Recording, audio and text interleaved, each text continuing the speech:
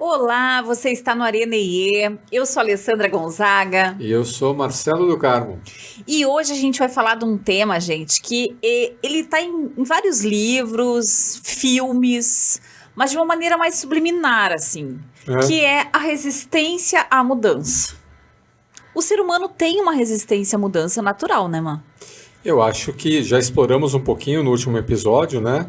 Mas eu acho que a primeira questão é: para que mudar mesmo? Pra que mudar? Se Por dá pra que isso é continuar. necessário? É só quando é absolutamente necessário. Aliás, tem uma coisa que se fala aí na psicoterapia, por exemplo, que ninguém consegue mudar a menos que o sofrimento em se manter como se está seja absolutamente inimaginável. Daí a pessoa não consegue mais conviver com a realidade como ela está e ela se vê obrigada a mudar. Tu acha que isso é meio radical, mano? Não, não acho isso radical e, aliás, eu acho que isso faz todo sentido. Nossa, a gente já viu tantas referências e já conversamos tanto sobre isso, né? Mas eu lembro de uma vez a gente explorar o porquê que no nosso universo emocional, no nosso espectro emocional, a gente ter mais emoções Negativas. negativas do que positivas. E que isso teria sido, né, uma característica nossa, né, de homens modernos, que acabou sendo crucial para a nossa adaptabilidade. Por quê? Como a gente percebe mais, ou é mais suscetível à emoção negativa, a gente tem mais propensão a, dado que não está confortável, tá, então vou buscar mudar. Se a gente tivesse menos suscetibilidade a emoções negativas, a gente visse sempre o lado mais cheio do copo, visse sempre o mundo mais cor-de-rosa, não, tá tudo bem, tá tudo tão bom, né? Pra quê? Não, tudo bem. Só que aí vai vir uma intempérie, alguma coisa que promova algum tipo de mudança radical no ambiente e a gente não vai estar preparado, a gente não vai ter a capacidade de nos adaptarmos a essa mudança. Então a gente inclusive teria desenvolvido ao longo da nossa trajetória evolutiva essa percepção mais aguçada por espectro de emoções negativas, porque elas são muito mais eficazes no nosso processo de mudança, adaptação, aprendizado e crescimento. A gente aprende muito mais pela dor, a gente é muito mais compelido a mudar pela dor do que pelo prazer, né? Faz sentido, até porque quando a gente gosta de uma determinada coisa, qualquer coisa, de doce a um episódio do Netflix que depois tem uma continuidade, a tendência é a gente continuar, é a gente manter aquilo. Aqui me lembrei, indo na direção do que tu tá dizendo, da máxima de Skinner, do comportamentalismo humano, né? Que é o ser humano se comporta para evitar o sofrimento ou para buscar o prazer. E veja que interessante, né? Uma das coisas que mais faz a gente sofrer é o tanto que a gente tenta evitar sofrer. Aceita que dói menos. Aceita que dói menos. Porque, assim, é muito interessante isso. Vamos começar pelo primeiro livro? Vamos lá, vamos abrir. Que a gente trouxe 6 livros. Exatamente. Eu acho que eu posso fazer um primeiro testemunho aqui. Não tinha a ver com o tema desse episódio, mas impressionante como em inteligência emocional e aqui no Arena IE, tudo tem a ver com tudo, né, mano? Ou é a gente que é meio maluco, e pode ser que seja, tá, gente?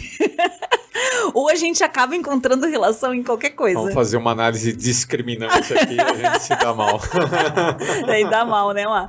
Mas o que aconteceu essa semana, gente, eu vim de São Paulo num voo na segunda-feira, hoje aqui estamos na gravação na quarta-feira, então faz 2 noites aí que eu já estou em Porto Alegre em solo, graças a Deus. Mas eu tive que enfrentar o meu maior medo. E eu acho que assim, eu tenho vários medos, todos nós temos, mas eu tenho medo muito grande de turbulência. Específica, mais do que de voar, de turbulência.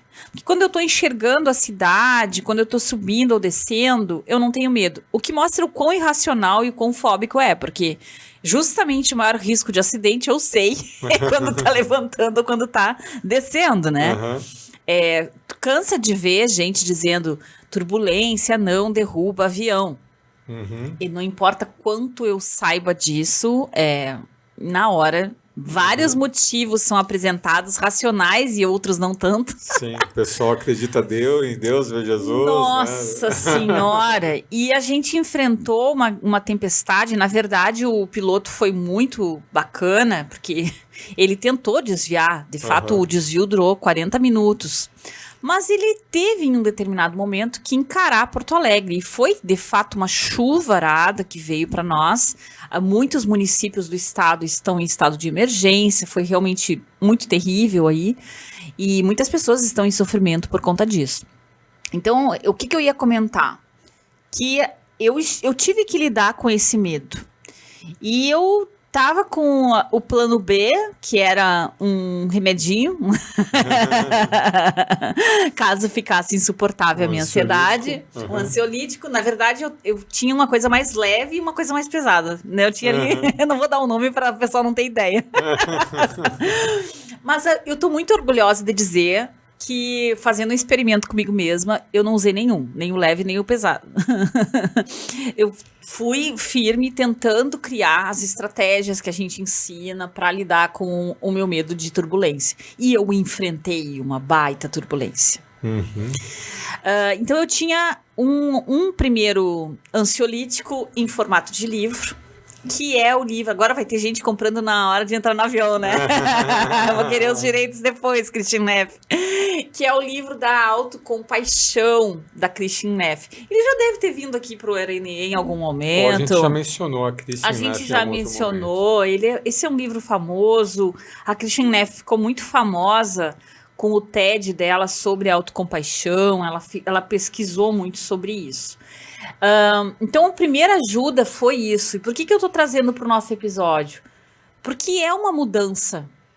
Eu precisava mudar aquele discurso interno de eu sou fóbica de avião, não há o que fazer a respeito, eu só posso medicar isso.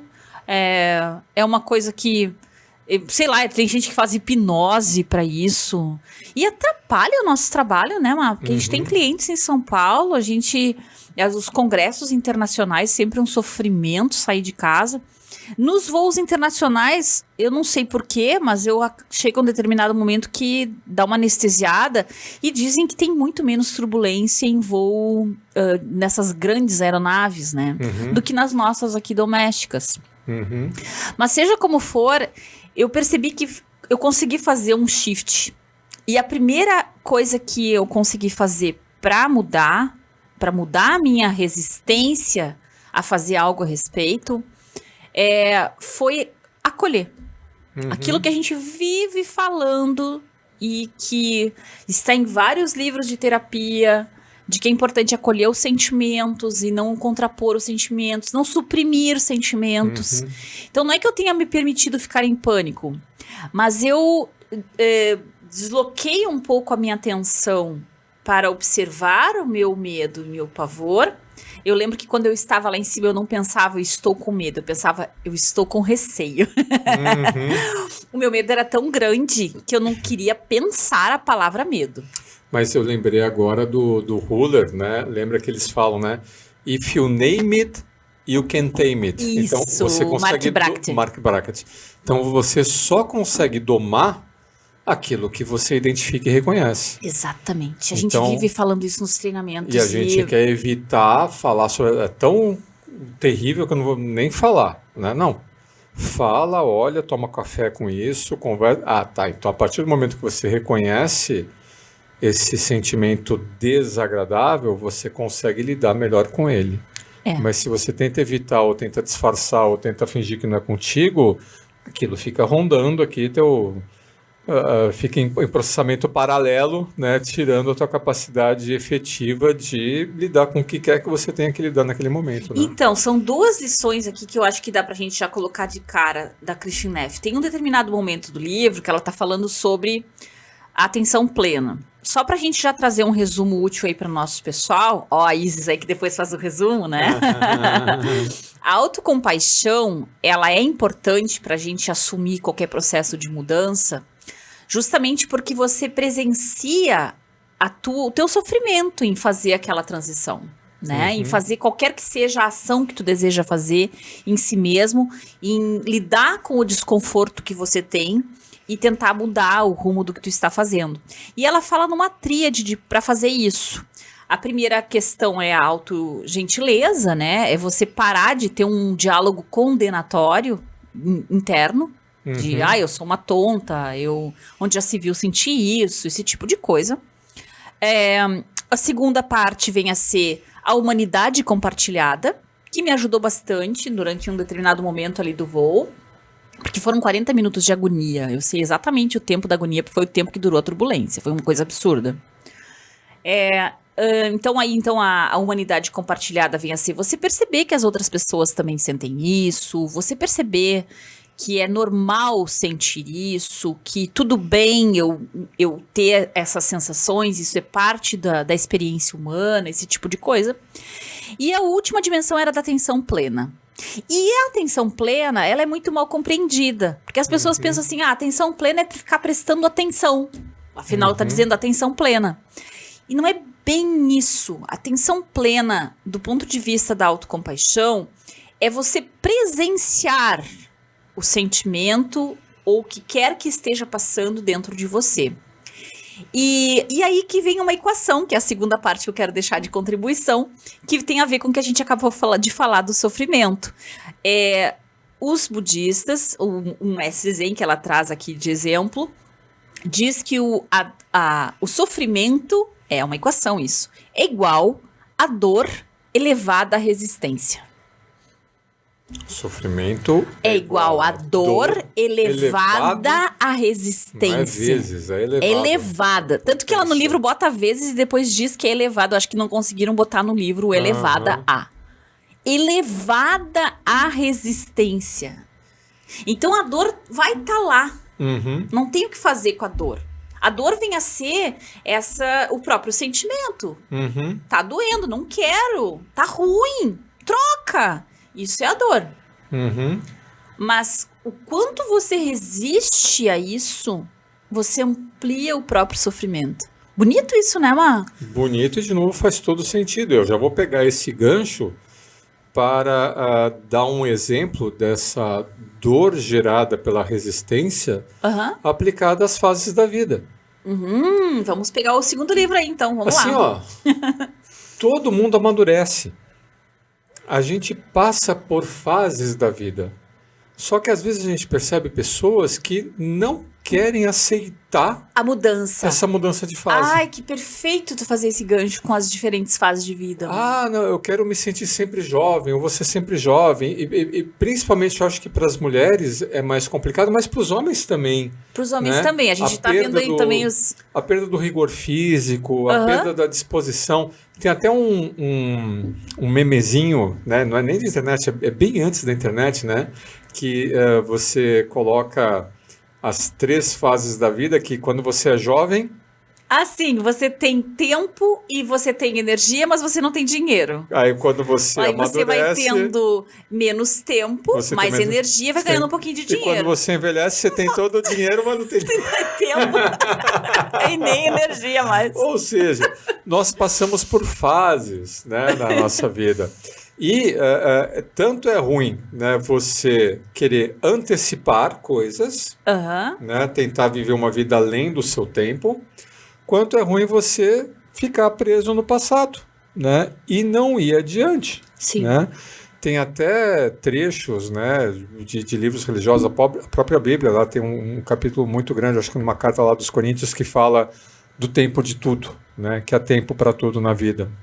Não vou lembrar a referência específica. Mas a gente passa por mudanças ao longo da nossa vida e a gente não fala sobre isso. Na mesma linha, se você não fala, você não trata. É verdade. E a gente evita falar sobre essas mudanças porque a gente sabe que a gente está falando sobre questões de envelhecimento, doença, morte, que são tabus. E a gente fica cada vez mais reticente, cada vez mais reativo a encarar essas mudanças da vida essa necessidade de adaptação, mas muito mais do que isso. Ah, se cada fase da vida tem as suas dificuldades, também tem os benefícios, as suas potencialidades. Né, de você estar Ai, que nessa lindo, fase Alma, da vida. pegando aqui, Diga. eu gosto quando a gente traz alguma perspectiva filosófica ou mesmo religiosa. Eu gosto dessa combinação do espiritual com a compreensão da vida de uma maneira geral e o mundo emocional, né? Uhum. Eu acho que isso é uma das melhores permissões, ó, prolongando meu parêntese, da nossa época. A gente está se permitindo combinar áreas de conhecimento para poder fazer sentido, né? Uhum. E aí, então, eu vou ler um trecho da Bíblia, que Olá. tu pediu aí, ó. Eclesiastes, capítulo Eclesiastes. 3, versículo 1. Há um tempo para cada coisa debaixo do sol. Tempo de plantar, de Isso aí. colher, de nascer, de viver e de morrer. Uhum. Que lindo, né? É Sim, lindo e a esse coisa- trecho. Tu sabe uma coisa interessante, Ali? Quando eu estava na terceira série, né, do ensino primário, Aham. numa aula lá de português, a gente estava aprendendo ainda, né, gramática, essas coisas. Imagina, terceira série. E aí a professora Como é que tu estimulou. te lembra? É por isso que a nossa filha chama ele de Google, gente. Porque ele lembra de umas coisas assim que não sei de onde é que ele Então, tira. mas aí a nossa professora nos estimulou a trazer um trecho de algum livro que a gente tivesse, gostasse, etc., para ler e compartilhar, né, coleguinhas. com os coleguinhas. E nessa época eu estava fazendo lá alguma coisa ligada à Eucaristia, alguma coisa. E eu li, a gente Primeira estudou comunhão chama isso, né, Mar? Eucaristia. É. Né? Então a gente estava estudando, né, esse trecho me chamou a atenção e eu trouxe esse trecho da Bíblia para ler para os coleguinhas, Que né, lindo! na turma. E eu acho que foi um dos... E nós estudávamos num Nossa, colégio professora... de irmãs maristas, né? Nossa, virou minha professora era... popstar das irmãs. Não era marista, eram irmãs passionistas, né? Mas enfim, né? Temos as fases, né, da vida. Aí eu trouxe esse livrinho aqui, Bem simples bem simples. e um pouco depressivo no final. E olha só, mas eu acho que é função, né? A autora aqui, Edna Andrade, olha só como uma coisa cruel. A própria organização do livro é 3 partes, né? A maturidade corpórea, do nascimento aos 21 anos, Tá. do que sofremos, né? Esses embates da vida, dos 21 aos 42. Olha lá, eu já não podia mais estar sofrendo, Aí então. tem a juventude, a fase adulta, a fase da autoconsciência, ela vai colocando aqui, né? Então, da fase da maturidade corpórea, essa primeira parte, até os 21 anos, a infância, a puberdade e a adolescência. Certo. A parte 2, do que sofremos, a juventude, a fase adulta e a fase da autoconsciência. E a parte 3, o despertar de uma nova consciência, a consciência imaginativa, inspirativa, intuitiva, isso até os 63 anos. E aí tem aqui... Caros ouvintes com mais de 63 anos, Imagina, não, eu tô matem com os 53. mensageiros. Aí tinha uma página aqui, ó. O último capítulo é o que esperar da vida depois dos 63 anos? E tem 2 páginas.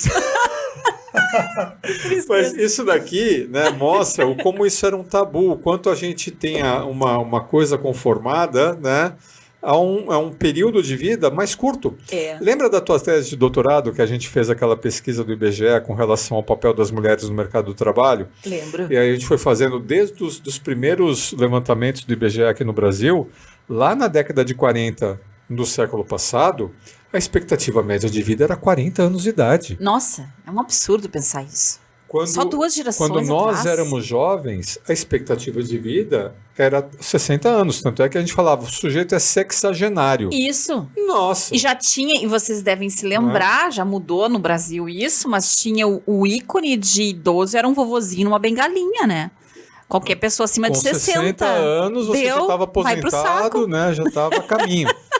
E hoje a expectativa de vida já chega ali aos 80 anos e quem chega aos 80 tem uma esperança média de mais 10. Né? Então o pessoal que chegou até aqui, em geral, vive mais 10. E mais do que média. viver mais, né? Eu acho que a gente tá com uma qualidade cognitiva, emocional, de relacionamentos. Sim, a gente tem mais noção de produtividade maior, né? Da mente sadia em corpo sadio, então da importância do exercício físico, da saúde, para a longevidade, né? A medicina avançou, tudo mais avançou, só que a gente ainda não se dá conta disso. São poucas as pessoas, né, que se dão conta, mas peraí, né, eu vou viver... Imagina, os nossos avós viveram até os 80, quase 90 anos. A minha avó paterna viveu até 98 anos. Tá? Isso quer dizer que nós tomando vamos cerveja, viver... Isso quer dizer que nós vamos viver daí para mais. Na média. Calma, tá, gente? Cervejinha preta de vez em quando. Com moderação, né? Nós vamos viver daí para mais, viver com qualidade, viver com cognição, viver, né, de forma produtiva. A gente precisa se preparar para isso, porque apenas viver sem ter, no sentido de ter mais tempo de vida, mas não conseguir interagir com o mundo e criar aprendizado pessoal é uma sentença ruim, né? O quão antes, né, a gente se dá conta que nós vamos passar por diferentes fases da vida, e essas fases da vida vão implicar na nossa transformação, a gente não vai conseguir passar por toda essa jornada de 100 anos, 110 anos, agindo, pensando, atuando, crendo nas mesmas coisas. O quão antes a gente se dá conta, né, dessa realidade, mais fácil vai ser a nossa abertura a essa mudança, a nossa adaptação. Eu estava pensando aqui numa analogia com a natureza, com os bichinhos que trocam de pele, né? Que trocam as penas, que os ciclos na natureza, eles são muito mais, como o próprio nome diz, naturais. Não existe resistência a isso. As flores não ficam resistindo a cair, as frutas não ficam resistindo a amadurecer, e se vier uma geada elas vão ficar mais doces, né? Então assim, a natureza ela vive a partir dos ciclos, ela se transforma nos ciclos e isso é totalmente previsível e nós resistimos aos ciclos da vida, às mudanças da vida. Tem um desses rabinos, né, influencers aí da internet. O Dudu. Não é o Dudu, é um rabino raiz. Não, a gente gosta do rabino Dudu. Mas esse é um senhor já... vou esquecer o nome dele. Mas ele dá justamente esse exemplo com relação a crustáceos, a lagostas. Eu já vi esse vídeo, não sei também o nome dele. O animalzinho, então, ele vai crescendo, só que o esqueleto dele, ele não é flexível. O esqueleto dele vai ter um pedacinho. Então, ele vai crescendo, aí chega uma hora ele começa a ficar sufocado, apertado, doído, desconfortável com aquele esqueleto. E é o desconforto com a carapaça dele, ou com o esqueleto dele, que dispara nele um processo biológico de romper aquela casca e criar uma nova casca. Que legal. Se ele não passasse pela dor, né, o corpo dele estaria focado em, comer, se alimentar, fazer mais do mesmo. Quando começa a doer, ele fala, opa, está na hora de mudar. Então, nessa hora, ele come o mais que ele pode e se isola. Ele procura o isolamento. Interessante. E aí, isolado, protegido em alguma espécie de caverna ou buraco, né, é que ele vai passar pelo processo de troca de casca. Isso me fez pensar também numa outra analogia da natureza. Os animais, quando eles são feridos ou quando eles estão doentes, eles tendem a ficar absolutamente imóveis. E eles repousam e dormem mais do que o normal.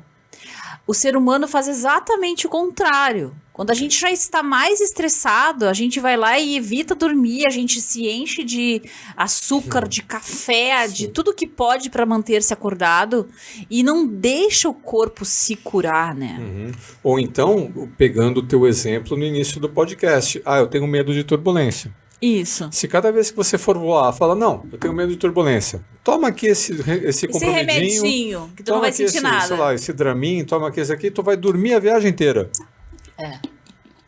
Tu sempre vai ter medo de turbulência. Claro. Para você parar de ter medo de turbulência, tem que sentir a dor da turbulência, tem que sentir o medo. Fala, não, peraí, tá, então eu vou controlar isso daqui. Enquanto você não encara, se você fica toda hora disfarçando, não olhando, evitando, você vai conviver com aquilo. E é impressionante, gente. Eu já tinha tentado várias técnicas, desde técnicas de respiração, tem aquelas técnicas ligadas à acupuntura, que é pressionar algumas áreas das mãos ou dos pulsos. Já tinha tentado tapping, que é uma terapia de Emotional Freedom Therapy, que chama EFT. Já tinha tentado técnicas de visualização criativa, oração, pensa em tudo. O que mais funcionou foi exatamente isso, Má. Foi o acolhimento emocional. Isso aí. Foi perceber... É como se eu criasse uma figura interna materna, uma maternagem, como a gente diz, daquela sensação desconfortável. Que nem tu faz com uma criança de 5 anos, quando ela se machuca e tu diz, ai, dói, né, nenê? Tá doendo, né? Era uma coisa parecida com isso. Isso aí. E funciona muito, gente. Então tá. Então só para mostrar o livrinho aqui, que eu acabei não mostrando, né? Tá. Deixa eu colocar Vamos aqui, falar sobre a vida. Vamos falar sobre a vida aqui, ó. Vamos falar sobre a vida. E se você tiver mais de 63... Existem outros autores, só que aí são autores internacionais, né? Que também fazem esse tipo de análise aqui dos setênios, né? Ou dos períodos de vida. Inclusive tem versões mais modernas que acabam ampliando a fase de adolescência, né? Como, em função de todas as mudanças que a gente teve, a gente está demorando um pouquinho mais para entrar, de fato, na fase adulta do que a gente entrava 30, 40 anos atrás. Sim, está se falando que essa adolescência, né? Essa conexão com com a tua própria personalidade ainda, porque essa é a grande diferença da vida adulta para a vida adolescente. Na adolescência você está ainda em negociação em torno da tua identidade, inclusive a tua identidade social. E isso inclui, claro, a construção do que tu vai ser na vida, digamos assim, né? Ou qual é a tua primeira profissão ou carreira, já que a gente tanto fala em várias carreiras. E a gente está adiando isso. Por vários motivos, inclusive motivos econômicos, né? Então, aí o medo, a pressão social, né, a maior complexidade, a inadequação das formações técnicas e acadêmicas em relação às novas demandas do mercado de trabalho. Isso tem levado a esse movimento de alguns adolescentes, né, que podem contar com o apoio, né, dos pais, a atrasarem essa entrada na vida adulta. Na verdade, eles estão resistindo à mudança. Eles estão resistindo à mudança. Eu estava procurando aqui o nome do psiquiatra, eu não sei se ele é psiquiatra ou psicólogo, ele fala no podcast da Sociedade Americana de Psiquiatria, que eu gosto muito de acompanhar. E ele vai falando exatamente por que está se ampliando esse período da adolescência, de como existem aí motivos econômicos. E eu acho bacana, eu ouvi o podcast, gostei muito. Eu só quero dar um nome para as pessoas poderem depois, caso queiram pesquisar esse autor, né? O que eu achei interessante é que ele diz assim, ó, nós nunca tivemos uma geração que vai para o mundo do trabalho tendo uma conta tão alta para pagar, para conseguir se manter. Né? Então, porque antes você pensa 20 anos atrás, 30 anos atrás, para a gente ser mais justo, a gente tinha um primeiro emprego, você já pagava, se não todas as suas primeiras despesas, 70%, 80% das suas despesas. As pessoas fazem muitas análises das proporções, né, entre a renda média no início da vida adulta ali e, por exemplo, o preço de uma habitação, o preço do financiamento de uma habitação, que há 30, 40 anos atrás era uma relação muito mais favorável, né, do que é a relação atual. Isso é muito mais impactante nos grandes centros urbanos. Então, quando eu ainda dava aula de economia, né, eu falava para os alunos, né, eu falava daquela musiquinha da Copa, Alice, sabe aquela musiquinha da Copa dos 90 milhões em ação para frente Brasil, salve a seleção. Aham. Né? Isso era quando? Que ano isso? Isso foi a Copa de 1970 e aqui no Brasil éramos em torno de 90 milhões de pessoas, né? Por isso os 90 milhões em ação. Então você imagina que em 1970, 90 milhões de brasileiros. Em 2010, 200 e tralalá milhões de brasileiros. Então, num período aí de 40 anos, a gente mais do que dobrou a população, teve um êxodo rural intenso, então as pessoas saíram do interior e foram tentar a vida nos grandes centros urbanos, então isso gerou um maior ainda demanda por trabalho, emprego e renda e habitação nos grandes centros urbanos, e teve uma mudança, né, no padrão das famílias. As famílias que antes eram famílias, né, de 4, 5, 6 pessoas, né, eu dava o exemplo da família, né, dos meus avós maternos, que tinha lá 11 casais coabitando na mesma, Sim, na mesma residência. E um ajudava a criar, né, o filho do outro, inclusive. E de repente agora a gente parte para uma média de 2, qualquer coisa pessoas por domicílio. Então isso provocou uma explosão, né, na demanda de domicílios, e quanto maior a demanda, maior o preço, né? Um aumento na oferta de trabalho, e quanto maior a oferta, menor o salário. Então, aumentou a oferta de mão de obra nos grandes centros, reduzindo o salário, e aumentou a demanda por habitações nos grandes centros, aumentando o custo da moradia. Uhum. Então, diminuiu a renda e ficou mais caro morar. Por isso que muita gente, até hoje, tem dificuldade, né, de entrar na casa própria. E fala assim, mas meus pais conseguiram aparentemente tão fácil, por que eu não consigo? Né?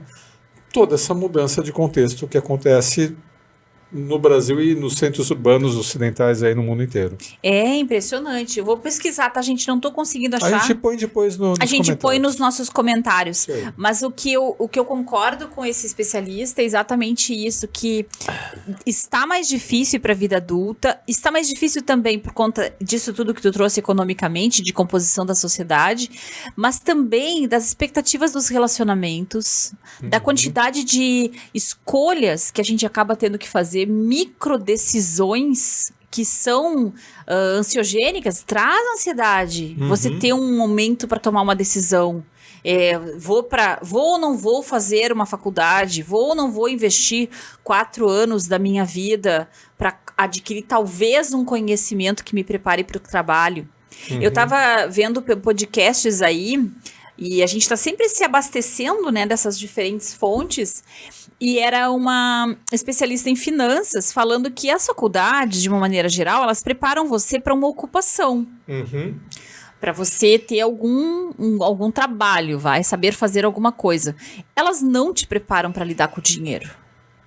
Elas não te preparam para tomar decisões ligadas ao dinheiro. Aliás, uma das coisas que a gente podia fazer um mês inteiro aqui no Arenie, né? A relação das emoções e do dinheiro. Então, isso também prejudica essa mudança de fase na vida, em que você tem que ser o responsável pelas suas decisões financeiras. As decisões financeiras, de carreira, etc., né? Porque para você mudar, né? Para quem não sabe para que lado vai, qualquer caminho serve, Já né? dizia o gatinho da Alice. Mas o que acontece, né? Se você não sabe para que lado você vai, deixa eu ficar por aqui. Na dúvida, não faça nada. Eu ouvi esse conselho. Teve uma época da minha vida que eu não sabia se eu continuava na empresa que eu trabalhava ou se eu entrava para a carreira solo. E eu não tinha como decidir. E eu procurava me aconselhar com pessoas, né, de mais experiência do que eu. E esse era o conselho que eu ouvi com mais frequência, Ali. Na dúvida, não faça nada. Olha só. E hoje, a quantidade de opções é muito maior. É muito mais difícil você sair da dúvida hoje do que era antigamente. Pois é, esse conselho pode ser a receita da imobilidade hoje em dia.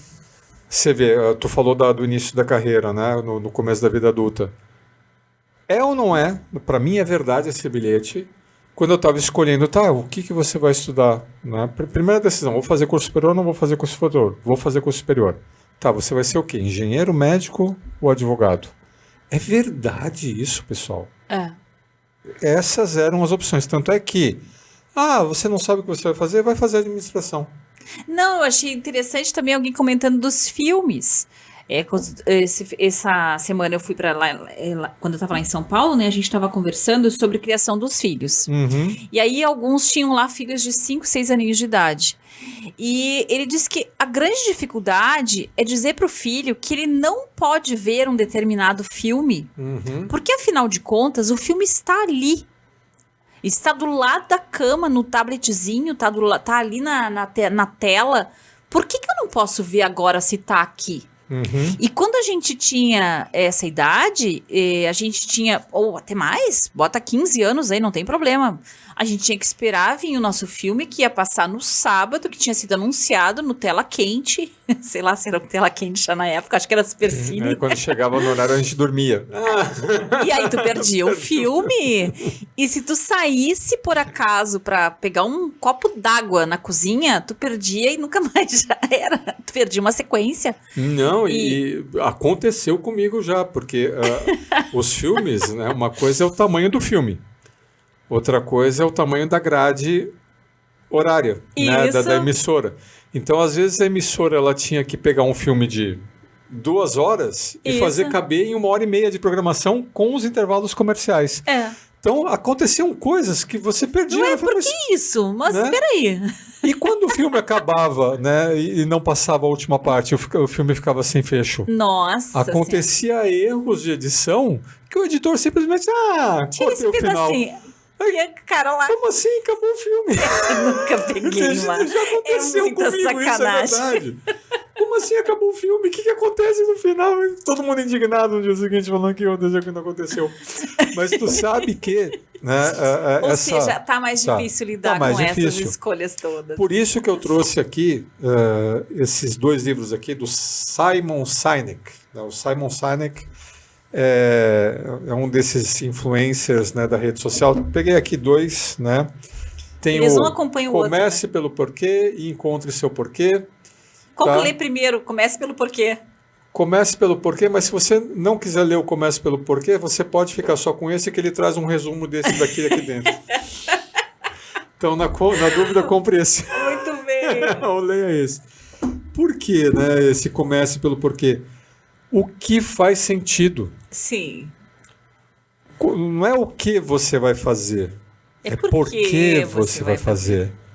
Isso aconteceu com uma pessoa da minha família que mudou de carreira, com muita dificuldade de aceitar essa mudança de fase na vida, e ela foi atrás desse livro para se compreender, para saber o que ela pretendia fazer com essa nova fase que estava começando. Então, qualquer mudança, qualquer escolha, né, para a gente sair dessa fase de inação, dessa fase de ficar preso aqui no limbo, tem que fazer sentido. Isso. Você tem que buscar meios, né, de produzir sentido para você se engajar na mudança.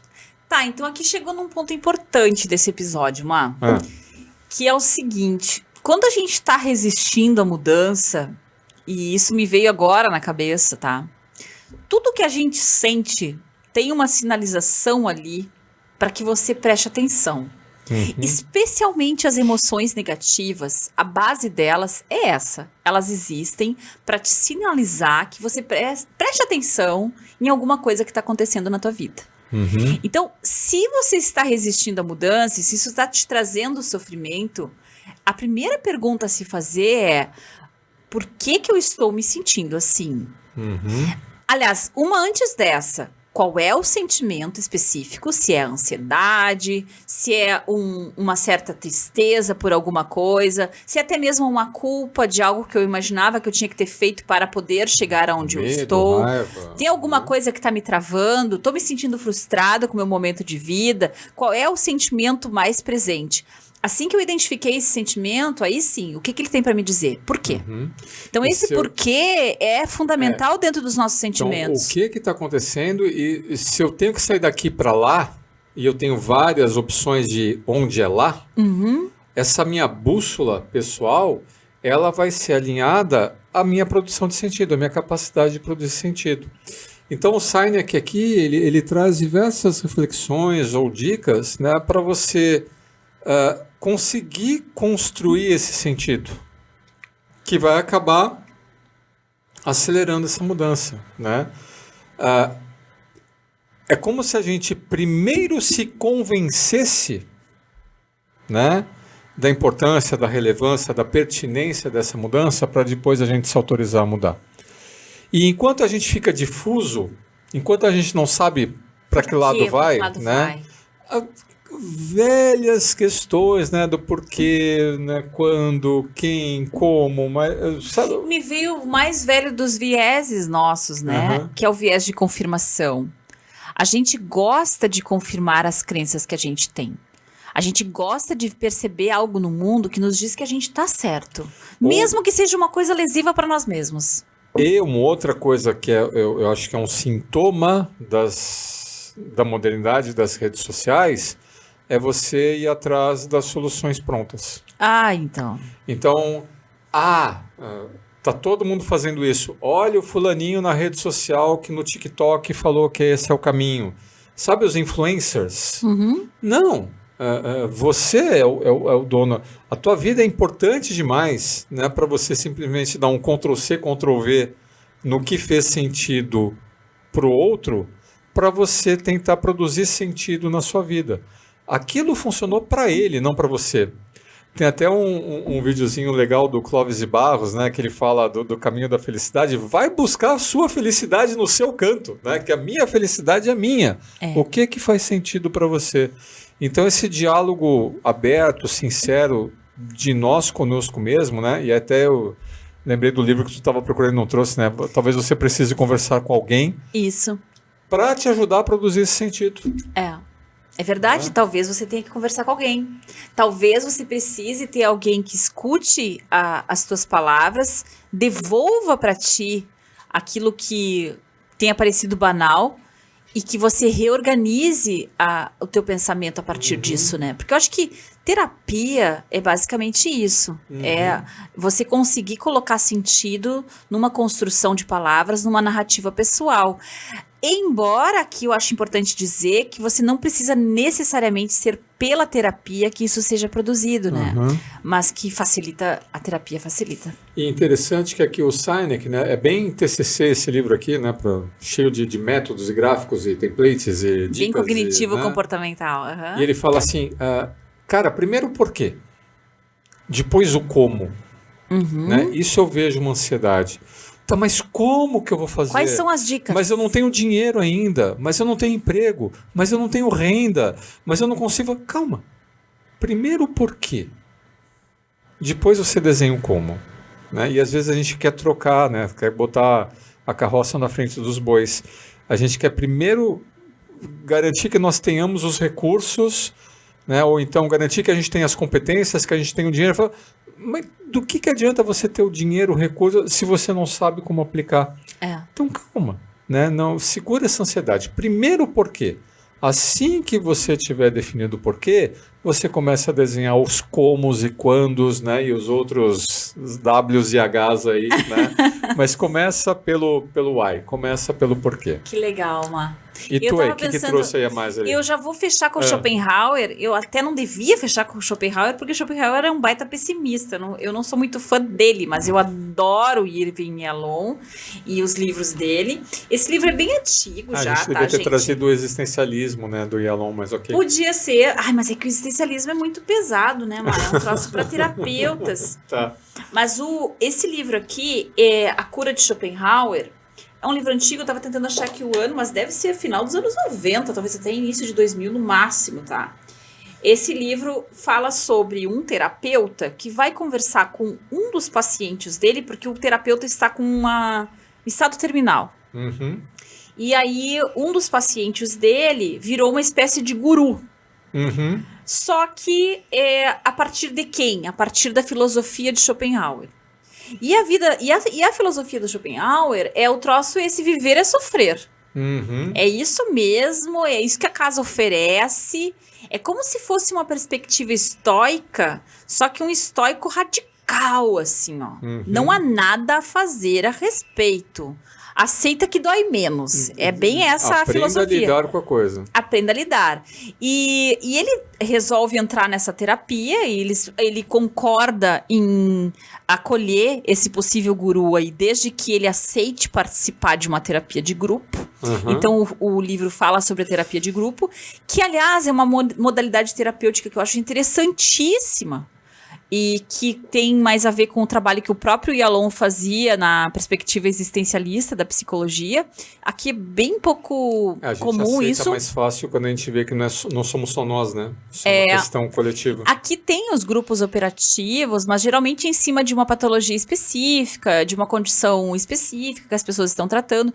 Aqui nos grupos do Yalom é cada um de um pelo. As pessoas trazem diferentes realidades, contextos e vão trazendo para o meio do grupo. Se a gente quiser, tirando o olhar clínico, a gente faz um paralelo com a facilitação executiva, né, Marco? Que na facilitação executiva, a gente trabalha as competências socioemocionais nas empresas, considerando o grupo e as interações que acontecem ali dentro, né? Mas muito interessante, então, que o livro vai trazendo essa mesma perspectiva que a gente trouxe no começo da aceitação, só que num formato de romance, com uma certa picardia, com uma certa ironia com a cara do Schopenhauer. E uma curiosidade do Schopenhauer, é que ele tinha probleminhas com a mamãe. A mãe dele era uma escritora muito famosa, e ele... Na verdade, olhando ali a história, e aqui eu já tô dando o meu viés, que fique claro, né? Me parece que ele tinha um baita ciúme da mãe, né? E era conhecido como uma espécie de garoto enxaqueca, assim, sabe? Sempre com dificuldades e problemas existenciais. Mas, enfim, o Yalom pegou ele de perspectiva e achei muito bacana a forma como ele costurou isso nesse romance. Aliás, interessante tu falar da facilitação executiva, né? Que é bem isso, né? A gente, nas organizações, às vezes, tenta cumprir as nossas metas e objetivos, apesar dos problemas. A gente aprende a conviver com os problemas para manter um certo status, para manter um certo grau de funcionalidade, né, dos nossos processos. E na facilitação, a gente fala, não, peraí, vamos jogar a luz aqui, nisso que está incomodando. É o mesmo processo. Olha, está aqui, ó. O nome disso é tal comportamento, o nome disso é tal sentimento.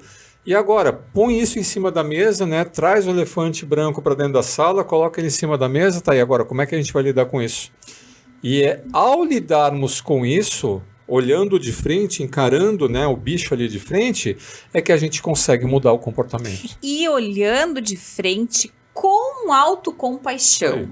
Então, assim, ok a brincadeira do Yalom de trazer... Nem se cometeu o sincericídio, né? E a autocompaixão é essa coisa de parar de ver você como uma coisa estranha no mundo e que não consegue se adequar. Calma, tem muito mais gente se sentindo assim. Seja como for que você esteja se sentindo, seja como for que você esteja lendo a tua realidade...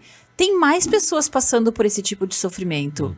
E você ser capaz de olhar para si mesmo com esta gentileza é muito legal. É isso que faz você conseguir lidar com qualquer situação e parar de resistir ao que quer que esteja por acontecer. Porque assim, não é que vai passar. Vai passar. Calma que vai passar. Não vai passar. Só vai mudar, né? E o quanto mais cedo você se dá conta disso e desenvolver essas suas capacidades de adaptação, flexibilidade... né, mais fácil, né, vai ser. Você, é o que a gente fala nas organizações, né, que você vai ser um agente de mudança e vai parar de resistir à mudança. Você vai ser um facilitador das mudanças. Legal. Me fez lembrar mais uma coisa aqui, que é um ditado popular muito conhecido, né? Não há bem que para sempre dure, nem mal que nunca se acabe, né? E que é um princípio da impermanência que está aparecendo aí. A vida é uma sucessão de mudanças. Nós não sabemos o que vai acontecer. E quanto mais a gente abrir mão de controlar o que vai acontecer, e mais do que isso, quanto mais a gente entender que a gente vai ter recursos, vamos conseguir lidar com as mudanças na medida que elas acontecerem, mais fácil vai ser. Enquanto eu estiver resistindo, tentando controlar, tentando fazer com que não mude, vai ser sempre assim como eu espero que seja. Eu só vou sofrer. E sem falar que a emoção de base, o sentimento de base, para quem tenta controlar tudo, é a ansiedade. Que, aliás, foi um dos episódios do Arenê. E se você tá se sentindo assim, se parece que é contigo, vai olhar lá qual é a sua ansiedade, que a gente falou sobre isso, os né? 800 tipos de ansiedade. Okay. É isso, então, mais alguma mais coisa? Um livro que tu faltou. Eu esqueci de um livro. E ainda bem que não fechou uma hora ainda. Então, o último livro... esse aqui é um abraço, esse livro, sabe? Ele não é um livro pra gente teorizar, não é um livro para sair fazendo resumo, ele é um livro para curtir. E se tu tiver um feriadinho por aí, que tu quiser um livro para te fazer um acalento pessoal, é esse cara aqui, Alexandre Coimbra Amaral, Cartas de um Terapeuta para Seus Momentos de Crise. E ele vai falando aqui exatamente disso. Nossa vida vai trazendo as mudanças, vai trazendo as situações em que a gente tem dificuldade de lidar com elas. E daí, de repente, tu tá dentro de uma crise. E uma crise pode ser tão somente um conflito de valor. Eu não sei para que lado eu vou, porque eu não sei o que eu prefiro, aquilo que a gente já abordou aqui. Uma crise pode ser a partir de uma perda que eu tive, que já me fez mudar. Então, a vida que eu tinha, eu não tenho mais. Eu não estou resistindo à mudança que virá. Eu estou resistindo à mudança que já aconteceu. E aí a tristeza me assolou. Eu posso ter que lidar com a culpa, porque afinal de contas eu fiz coisas que eu não queria ter feito e agora eu não sei mais como mudar a situação que eu não tenho como remediar, né? Aí fala da raiva também. Então ele vai trazendo as diferentes possibilidades emocionais, situacionais e contextuais em que eu experimento uma crise pessoal. E que não deixa de ser isso uma crise, né? Uma situação em que eu tenho que lidar com uma mudança interna. A gente até brinca, né? Que antigamente tinha a crise dos 40, que depois virou a crise dos 30, né? Que era a crise agora da é a vida, permanente, né? Agora a gente entra nela. Agora a gente está na crise a cada 7 anos, mais ou menos, tem uma crise. Mas é isso, né? Por mais que você leve a sua vida dentro de todos os padrões de conformidade, temperatura e pressão, etc., vai chegar um momento que aquela vida, você vai olhar para ela, não vai mais fazer sentido, né? Que eu... né, não consigo mais enxergar sentido aqui. Ou então essa crise vai te pegar desprecavida aí, né, como tu falou ali, uma perda, uma mudança de emprego, uma situação, né, de família e etc. Então a gente tem que aprender a lidar, né, com esses sentimentos. Muito bem. Peraí que tem uma última coisa pra gente finalizar aqui, Ma. Diga. Que eu tava falando sobre isso também com meus clientes essa semana. Na raiz das emoções negativas existe o medo. Então, geralmente, quando a gente está lidando com algum tipo de resistência na vida, a emoção de base é o medo. E aí, o Alexandre, esse autor, ele traz uma carta do medo aqui, que é de uma beleza. Eu só quero ler um trechinho aqui pro pessoal. Beleza. Quando o medo não teve medo de escrever uma carta para você. Ele faz muito isso, ele faz as emoções falarem com a gente. E aí, esse trecho aqui que eu achei muito bacana. Depois de um tempo em silêncio, sim, até o medo pode meditar, eu tive um lampejo de compreensão. Eu nunca quis ser tudo isso na vida. Inclusive, nem nasci com medo. Eu sou uma história que começou com outro formato. O medo é o final de uma metamorfose. Sou uma borboleta às avessas, porque parece que começo com a beleza das asas coloridas, entro num casulo e me transformo em uma lagarta venenosa.